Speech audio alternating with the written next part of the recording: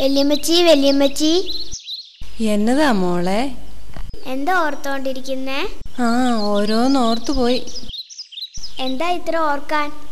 പഴയ കാര്യങ്ങളൊക്കെ, പണ്ട് നാട്ടിൽ നിന്ന് കുടിയേറിയ കാര്യമൊക്കെ മോൾക്ക് അറിയോ? നിനക്കത് അറിയണോ?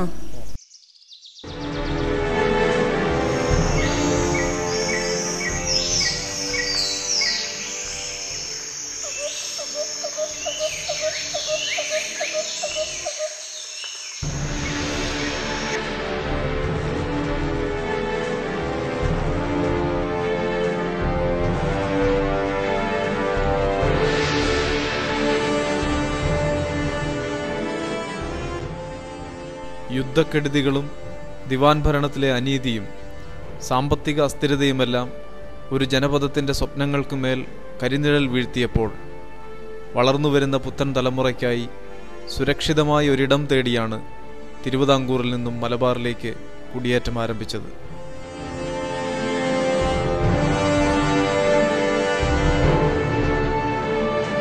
ഇരുൾ വീണ വഴികളിൽ സ്വപ്നത്തിൻ്റെ വിത്ത് പാകാൻ കേട്ടറിഞ്ഞ മലബാറിൻ്റെ മലയോരങ്ങൾ തേടി അവർ യാത്രയായി.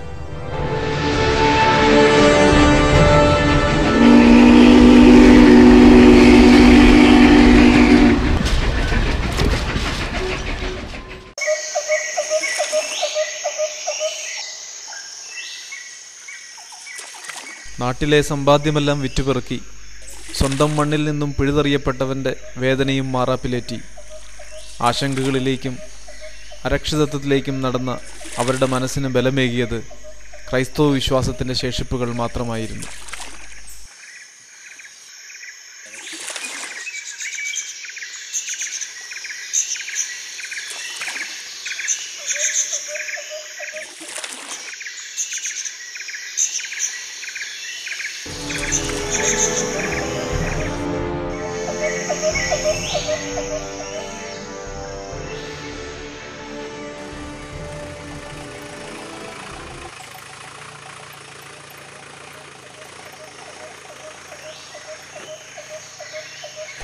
വണ്ടിയും വള്ളവും കയറി ദിവസങ്ങളോളം കാട്ടിലൂടെ നടന്ന് പരസ്പരം സ്വാന്തനമേകി തിരഞ്ഞു നടന്നത് കൃഷിയോഗ്യമായ മണ്ണിനു വേണ്ടിയായിരുന്നു.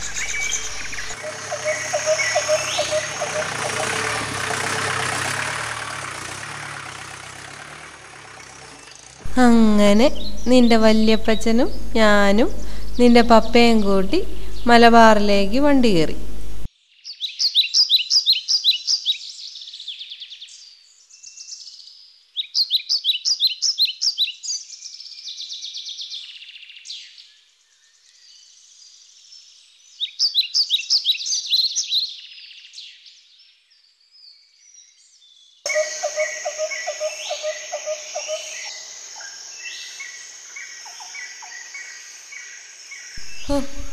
നടന്ന് നടന്ന് മടുത്തു. ഇനി എത്ര ദൂരം ഉണ്ടോ ആവോ.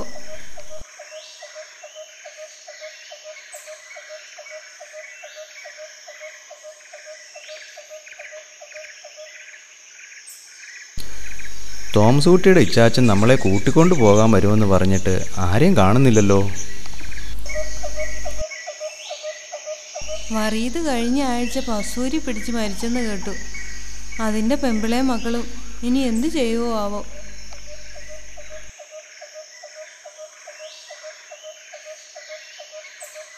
നടുവിനടുത്ത് ദേവസ്വംകാരുടെ കുറേ സ്ഥലമുണ്ട്. നമ്മുടെ കുറേ ആൾക്കാരും അവിടെയുണ്ട്. മഴ പെയ്യുമെന്നാ തോന്നുന്നേ. നമുക്കിനി നേരെ അങ്ങോട്ട് പോകാം.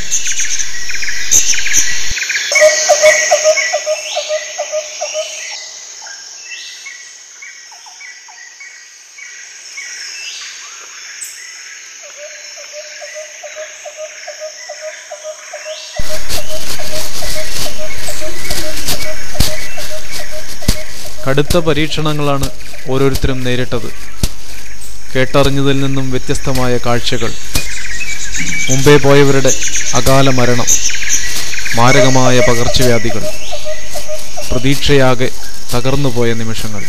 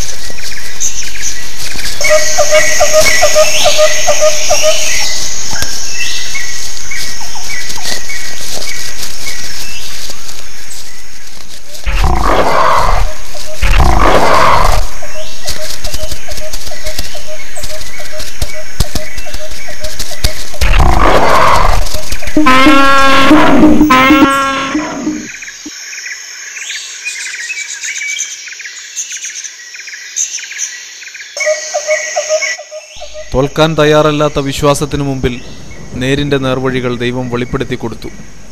ഇവിടെ എത്തിയവർ സംഘം ചേർന്ന് ഉഴവ് വെട്ടിയും കാലാ ഒരുക്കിയും മണ്ണിളക്കി കൃഷി ഇറക്കാൻ തുടങ്ങി.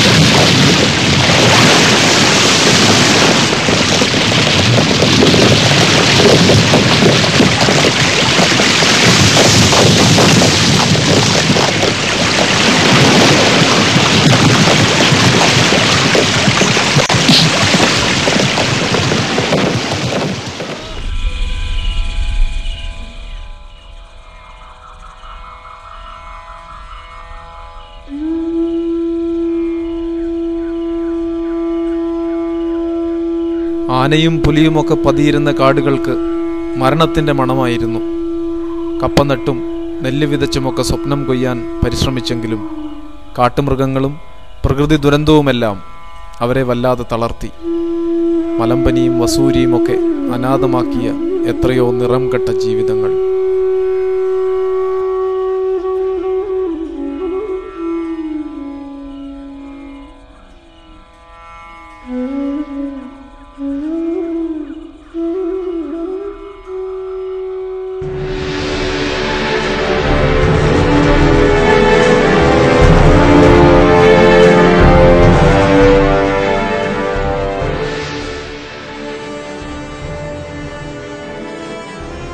പ്രയത്നങ്ങളെല്ലാം വിപുലമാകുമ്പോഴും പ്രതിസന്ധികൾ ജീവിതത്തെ ചൂഴ്ന്നു നിന്നപ്പോഴുമൊക്കെ അവരെ ബലപ്പെടുത്താൻ ദൈവത്തിൻ്റെ ഇടപെടലുകൾ പ്രത്യേകമുണ്ടായിരുന്നു.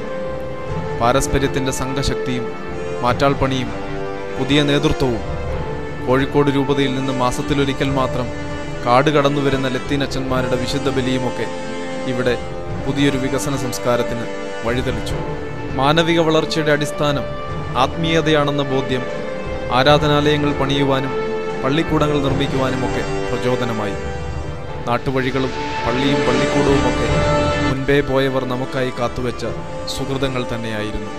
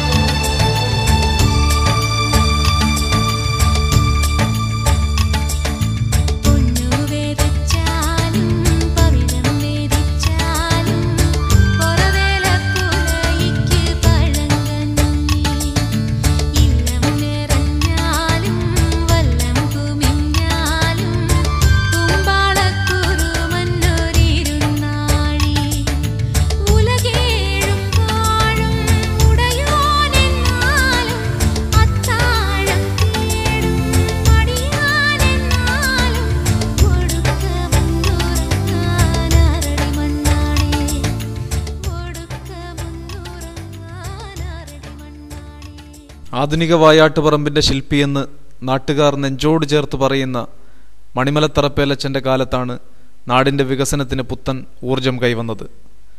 പുതിയ പള്ളി, പള്ളിമേട, ഹൈസ്കൂൾ, റോഡുകൾ, യുവജന സംഘടനകൾ തുടങ്ങിയവ യാഥാർത്ഥ്യമാക്കാൻ നാട്ടുകാർക്ക് പ്രചോദനമായത് അച്ഛൻ്റെ ഇടപെടലുകളായിരുന്നു. വള്ളോപ്പള്ളി പിതാവിൻ്റെ അധ്യക്ഷതയിൽ രൂപീകൃതമായ തലശ്ശേരി രൂപതയോട് ചേർക്കപ്പെട്ട വായാട്ടുപറമ്പിൻ്റെ വികസന വഴികളിൽ കയ്യൊപ്പ് പതിപ്പിച്ച നസ്രത്ത് അച്ഛനും കച്ചിറമറ്റത്തിൽ അച്ഛനും ജോൺ പനക്കപ്പള്ളി അച്ഛനും മുതിരചിന്തിയേൽ അച്ഛനും കാഞ്ഞിരക്കാട്ടുകുന്നേൽ അച്ഛനുമൊക്കെ നൽകിയ സേവനം നാടിന് പുതിയ ഉണർവ് നൽകി. Father George Narippara, father George Srampickal, father Joseph Kuttarappally, reverend doctor George Kollakombil, father Joseph Adimakkiyil, father John Kaniyampalackal, father Joseph Anithanam എന്നിവർ ഇടവകയ്ക്ക് തുടർ നേതൃത്വം നൽകി. ഇടവകയുടെ വർത്തമാന പുരോഗതിക്ക് നെടുനായകത്വം നൽകുന്ന റവറൻ ഡോക്ടർ തോമസ് ചിറ്റിലപ്പള്ളി അച്ഛൻ്റെയും ജോർജ് കുഴിക്കാട്ടച്ഛൻ്റെയും ദർശനങ്ങൾ നാടിന് പുതിയ ദിശാബോധം നൽകുന്നു.